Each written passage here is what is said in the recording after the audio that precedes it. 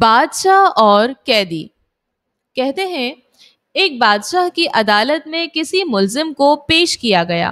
بادشاہ نے مقدمہ سننے کے بعد اشارہ کیا کہ اسے قتل کر دیا جائے۔ بادشاہ کے حکم پر وزیر اسے قتل گاہ کی طرف لے چلے تو اس نے بادشاہ کو برا بھلا کہنا شروع کر دیا۔ کسی شخص کے لیے بڑی سے بڑی سزا یہی ہو سکتی ہے کہ اسے قتل کر دیا جائے، اور چونکہ اس شخص کو یہ سزا سنائی جا چکی تھی، اس لیے اس کے دل سے یہ خوف دور ہو گیا تھا کہ بادشاہ ناراض ہو کر جان کے در پہ ہو جائے گا۔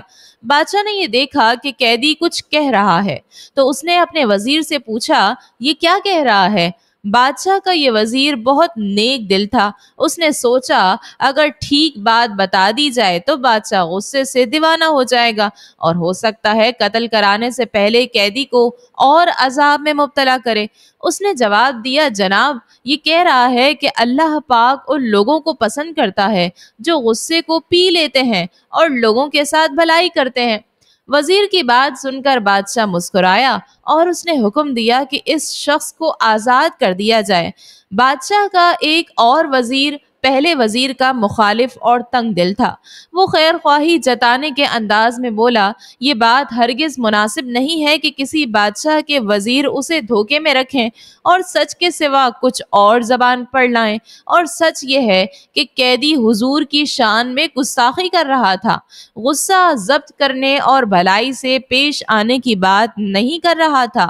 وزیر کی یہ بات سن کر نیک دل بادشاہ نے کہا، اے وزیر، تیرے اس سچ سے جس کی بنیاد بغض اور کینے پر ہے، تیرے بھائی کی غلط بیانی بہتر ہے کہ اس سے ایک شخص کی جان بچ گئی۔ تو یاد رکھ، اس سے سچ سے جس سے کوئی فساد پھیلتا ہو، ایسا جھوٹ بہتر ہے جس سے کوئی برائی دور ہونے کی امید ہو۔ وہ سچ جو فساد کا سبب ہو، بہتر ہے نہ وہ زباں پہ آئے، اچھا ہے وہ جھوٹ ایسے سچ سے جو آگ فساد کی بجھائے۔ حاسد وزیر بادشاہ کی یہ بات سن کر بہت شرمندہ ہوا۔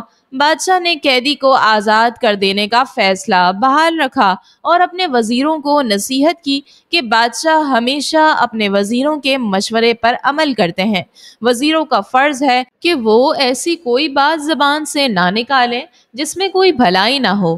اس نے مزید کہا، یہ دنیاوی زندگی بہرحال ختم ہونے والی ہے، کوئی بادشاہ ہو یا فقیر، سب کا انجام موت ہے۔